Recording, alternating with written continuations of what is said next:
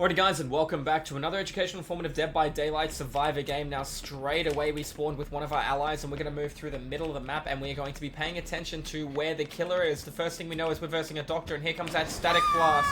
Let's see what our intent is. Is it left? Is it right? I'm going to go the opposite way to you, bud.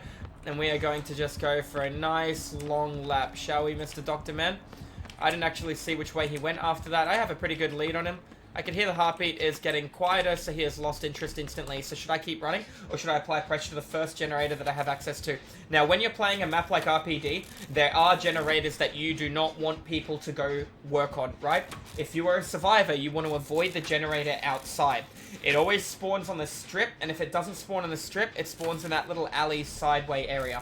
Why do you want to avoid these gens? Well, first of all, it is isolated away from the majority of the map, and you can see the killer coming from a very far distance away. So it's quite crucial and important that you're able to preserve that for a player who's on death hook. It's also very far out of the rotation as opposed to the other objectives, so you kind of want to make sure that you're forcing the killer to come over there when they're in an awkward situation. I'll play a little bit of spacing in case he kicks my gen. Oh, he's coming with me, that's okay.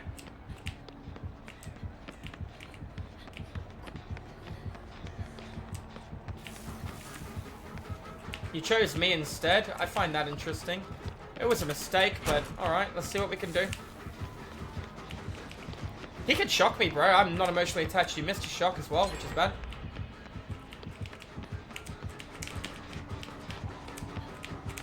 Play wide spacing, try and block his line of sight and reset his bloodlust. There you go, bloodlust is reset, so he has nothing. Play up, over, and through. I don't want to go the same way as my ally, so split from my ally. Missed a shock, mistimed it, unfortunately. Exact same mechanics are going to happen again. I'm so sorry to run him past you guys again, but we're going to do the exact same thing here, guys. Straight into the window unless he pre-shocks, which he didn't.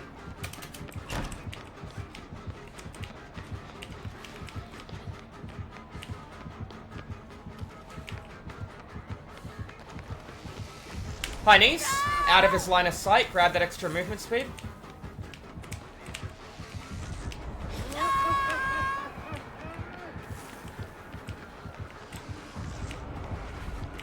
My little autopilot.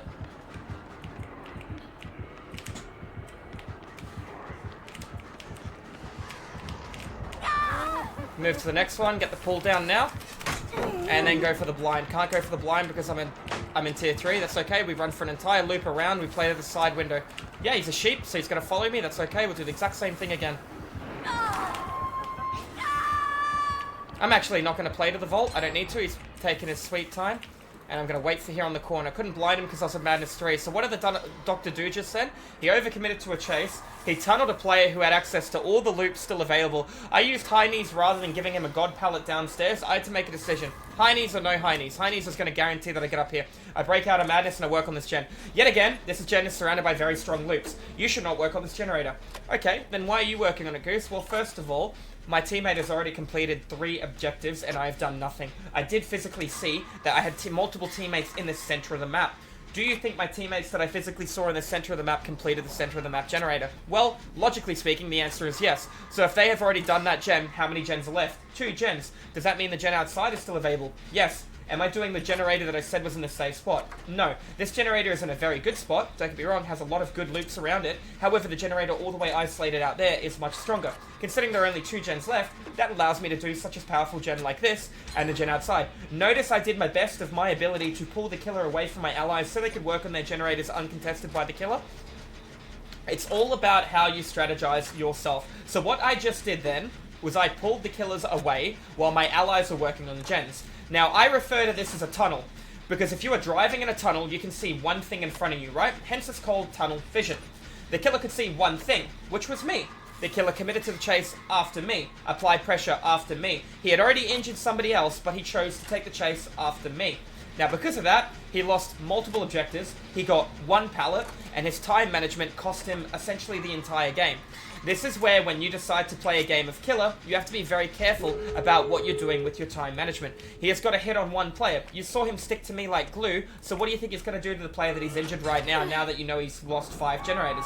I can almost guarantee you he's going to stick to that injured player. The other person most likely went for a body block to protect that player. While they are both, one of them may go down, the Doctor is quite easy to save against. I'm in a pretty decent spot. The door's nearly opened. Unfortunately, we're not going to be able to get to her in time and finish prepping the door. Alright, now he's going to hook her outside because there's a little alley that he can body block one of the two directions in. Now pay attention to the HUD right now. I can physically see I have an ally working on the exit gate. He's obviously not going to leave. He might static blast, so I should get ready to jump in a locker. Let's get ready for the static blast in a couple of seconds. I need to wait for him to finish opening the door. I'm expecting a static blast. He can cancel the animation instantly with no penalty. He's standing in an area where he can physically see. We're going to need to get that player underneath me. Alright, I am going to go around this way. I'm going to get a heal on this gentleman. And then we're going to go for a triple heal. He can come from underneath where he currently is. I will go from around the back. The best thing that can happen now is nobody takes a hit. We got one exit gate open, which is fine. Opening the other exit gate would be nice too in case a body block does occur, but all three of us can run in one direction. So you notice he's attacking from underneath, I'm attacking from above, and he's attacking from the side.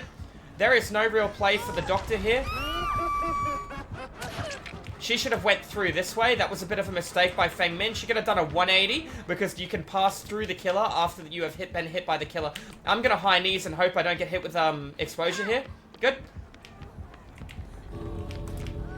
Preemptively blind around the corner. We got the blind on him.